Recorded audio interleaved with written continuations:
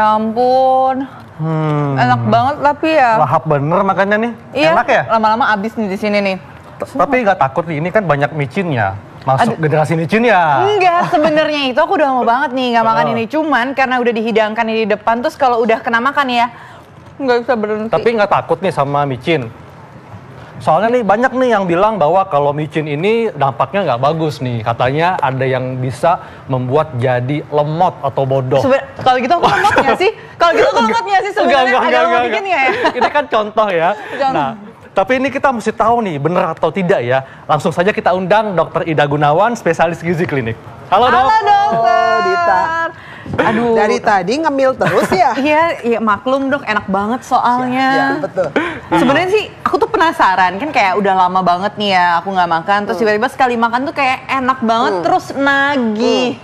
Nah itu tuh makanannya tuh lebih enak dan nagih. Itu fakta atau mitos nggak sih? Itu adalah fakta. Oh, Fakta kalau itu Anda fakta. makan seperti ini pasti nggak berhenti makannya. Betul kan? Iya bener-bener nggak berhenti sih. Lupa diet langsung ya. Iya, emang bikin gendut ya? Ya kalau banyak kalorinya besar itu digoreng. Nah ini kenapa nih dok? Kalau penambahan micin atau vetsin Iya. ke makanan bisa bikin makanan jadi lebih gurih dan enak. Ya, jadi gini. Mula-mula micin itu datangnya dari mana sih? Kita kepengen tahu ya. Apa Iya. bedanya dengan garam, dengan gula, penguat Iya. rasa lainnya. Nah, micin ini pertama kali ditemukan tahun 1908 oleh seorang profesor Ikeda dari Jepang. Jepang.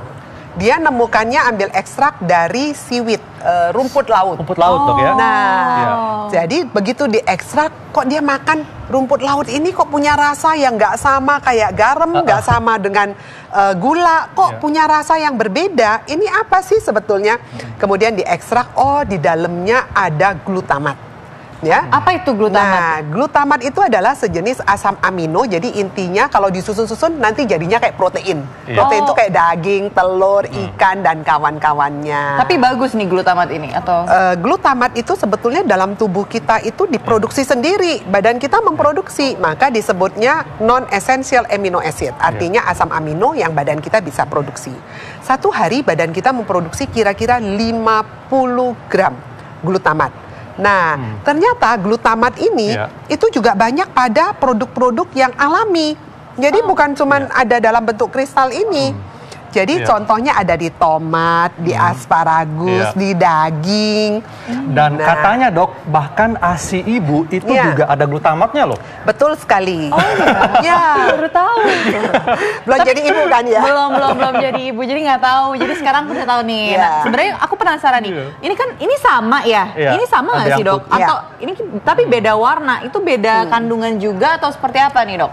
Jadi kandungannya yang sama. Jadi sama-sama mengandung MSG atau monosodium glutamat. Tapi apa yang membedakan kenapa dia bisa berwarna coklat dan yang itu bisa berwarna putih? Ya, ini mungkin dikemasnya dalam bentuk kaldu-kaldu daging. Jadi kalau daging itu kan warnanya lebih coklat dan lebih kemerahan, ya, sehingga menghasilkan warna yang beda.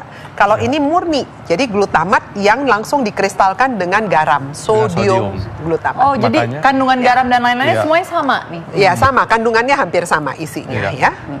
Dok, ini juga ada yang mengatakan bahwa kalau kebanyakan makan makanan yang mengandung micin, Iya. ini bisa menurunkan kinerja otak. Ini fakta atau mitos? Ini adalah mitos. Oh, jadi tenang ya. Dita, tenang ya. Jadi istilah generasi micin itu memang menjadi satu tanda tanya. Jadi kalau gitu aku lemot bukan gara-gara MSG, kalau gitu gara-gara apa ya? Kita nggak lemot kok, keren banget, pinter. Gini, intinya gini, kalau Anda makannya sewajarnya si Iya. bumbu micin, micin ini kan sebagai penguat rasa, hanya menambahkan supaya rasanya menjadi pas. Tapi kenapa sih dok ya? Kenapa kayak di sosial media di mana-mana itu kayak generasi micin itu kayak seakan kayak gara-gara MSG micin itu Iya. kenapa sih dok? Gini, orang menganggap orang yang banyak makan micin itu paling banyak dikemas dalam bentuk apa sih? Snack dok. Yes, snack. Iya. Nah, ini kan makanan yang tidak bergizi, tanda kutip. Iya. Isinya kan hanya karbohidrat Tuh. dan minyak yang digoreng kan, makanya enak kok ya. Enak banget. Kemudian dikasih garam, dikasih micin, penguat rasa. Anda makannya nggak berhenti. Iya, dari Apalagi kalau tadi. makannya sambil nonton TV dok. Nah iya. Wah. Emang satu ginian berapa kalori ini? Ini kira-kira mau 300-400 kalori. Nah, Ya. tapi gizinya kan itu gendut dong saya nanti. That's why. Jadi makanya isinya kan cuma karbohidrat dan lemak. Proteinnya mana? Tapi enak loh dok kalau misalnya kayak Nah, sambil iya. nongkrong gitu kan sama teman-teman. Atau sambil gosip ya. Aku, ayo. Ketahuan. Ya maklum namanya juga cewek. Iya. Ini setara apa sih 1.400 itu tadi? Satu porsi ya, jadi kira-kira 100 gram itu bisa kira-kira 400 kalorian. Oh, setara 400 dengan kalori. nasi. Oh, nasi itu satu porsi, pernah lihat nasinya Nasi satu mangkok ya? Satu mangkok yang kalau kita makan di Padang? ayam goreng atau di mana seperti itu kan ada semangkok tuh ya. Itu kira-kira 200 kalori. Nah, lo Dita. Wow, kali. ini lebih banyak Banyak loh dong. ini. Oh, tapi kenapa ya? Kalau ini katanya lebih banyak, tapi kalau yang nasi itu lebih sedikit. Jadi tapi berdosa kenapa- kayaknya ya? Tapi yang lebih bikin kenyang itu nasi. Nasi, iya. Nah iya, Karena karena ini nggak bikin kenyang dok. ya ini kan makannya tanpa rem toh ya, karena rasanya yang gurih. Rasa gurih itu adalah rasa yang membuat kita menagih. Oh, jadi terasa ringan gitu ya. Jadi MSG Iya. itu membuat seakan makanan itu terasa ringan untuk Betul. dimakan ya. Iya. Jadi kenapa dia dinamakan penyedap rasa? Karena dia menguatkan rasa yang sudah ada, tapi bukan menguatkan rasa yang dulu pernah ada ya. Aduh, rasa yang dulu pernah ada tuh rasanya kayak nggak mau deh dirasain lagi ya.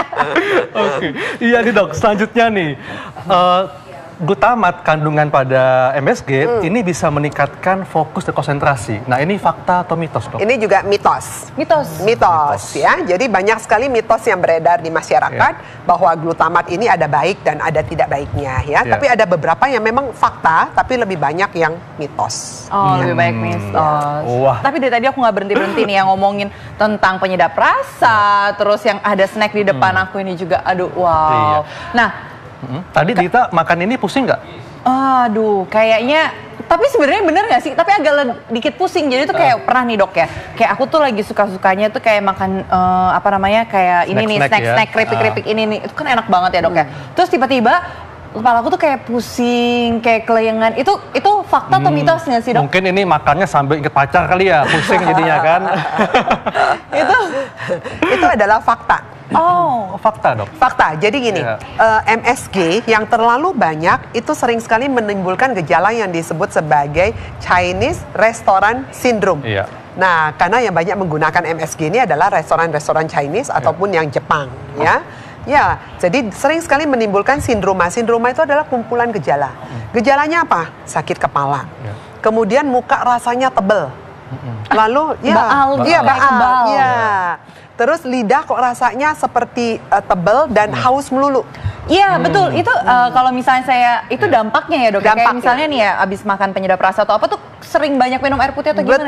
Betul. Karena rasanya kok haus lagi ya. Kok haus lagi, rasanya nggak enak di lidah kita. Oh, itu Ya. kalau misalnya untuk menghilangkan efek rasa haus itu tuh harus seperti apa nih dok? Ya minum. Minum terus? Minum aja secukupnya, sedikit ya minum. Tapi nanti dia akan hilang dengan sendirinya gejala itu ya. Hilangnya tuh berapa lama kerasa baal dan pusing? Tergantung ya, setiap orang punya sensitivitas yang berbeda. Biasanya paling 3-4 jam kemudian dia akan Atau ada obatnya gitu dok?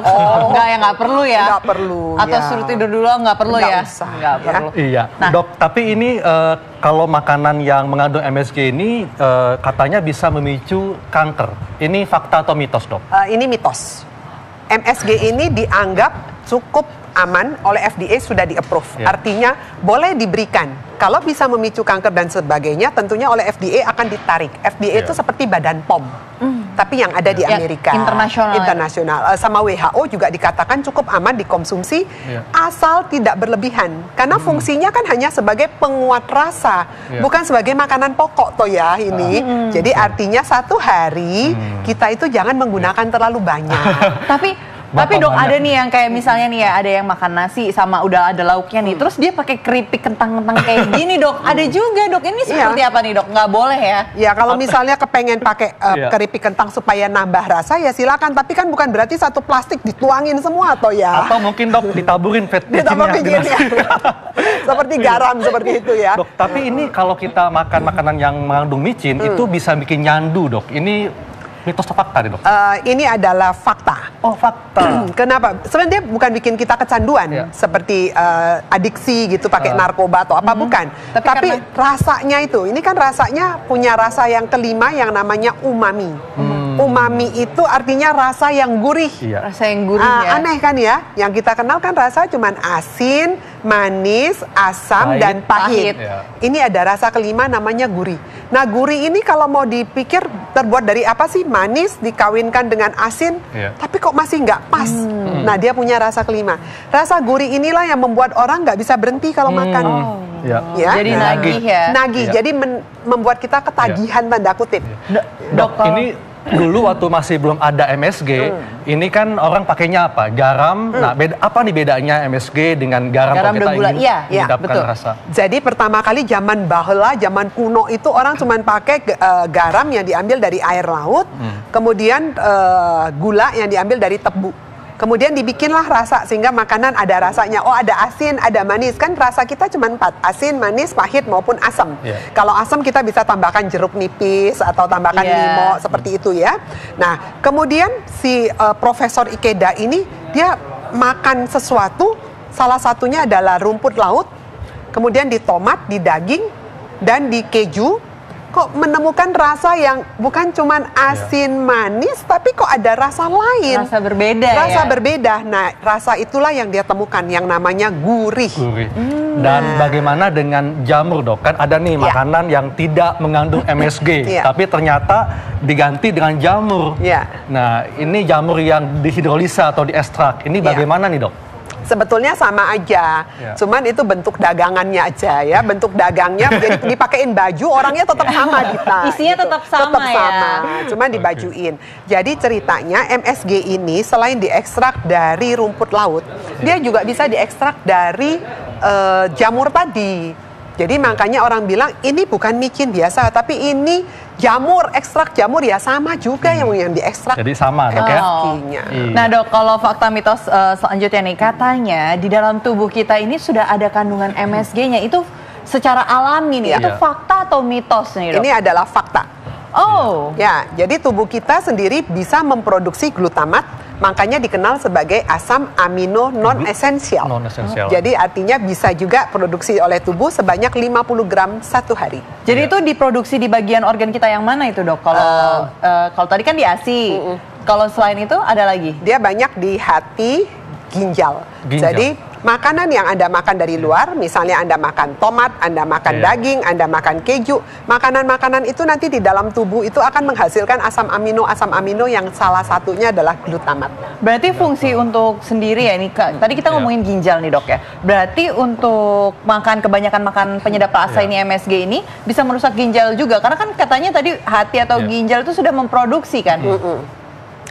Kalau dia banyak berlebihan, yang pasti akan terstimulasi pertama adalah CNS. CNS itu otak. Jadi cerebral neurosystem. System. Jadi sistem otak dulu yang kena, makanya kita kenal sebagai Chinese Restaurant Syndrome. Oh. Yang pertama dikeluhkan selalu Sakit kepala sakit dan kepala. mual juga, Dok ya. Yes. Pantas ketika saya masih bayi, saya doyan ASI karena mengandung glutamat. Iya. Iya, iya. Iya.